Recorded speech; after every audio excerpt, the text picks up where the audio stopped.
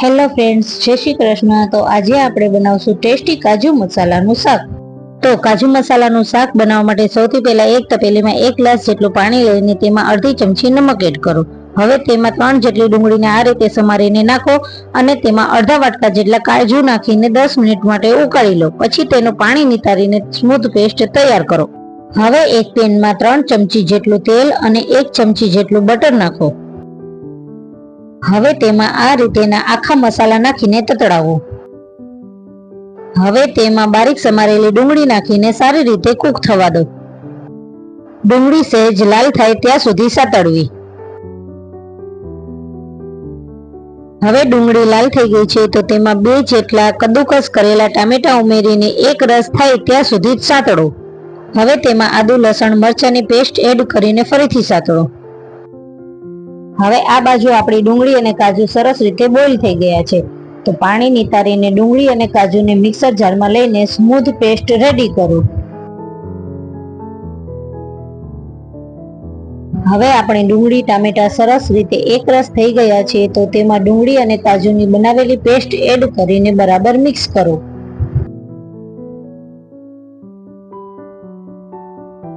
બરાબર મિક્સ કર્યા પછી તેમાં હળદર, ધાણા જીરું, મરચું પાવડર, ગરમ મસાલા પાવડર વગેરે એડ કરીને બરાબર સાતળો।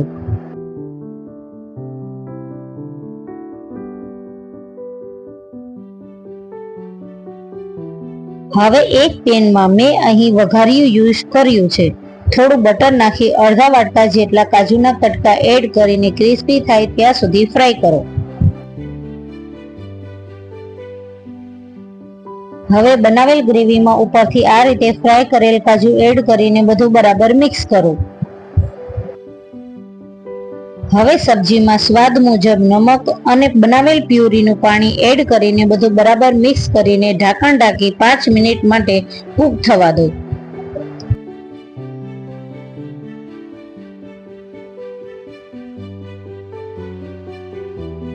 હવે છેલ્લે ઉપરથી થોડી કસૂરી મેથી અને લીંબુનો રસ એડ કરો। જો તમારી પાસે અવેલેબલ હોય તો ફ્રેશ ક્રીમ એડ કરીને ચમચો ફેરવીને બરાબર મિક્સ કરો।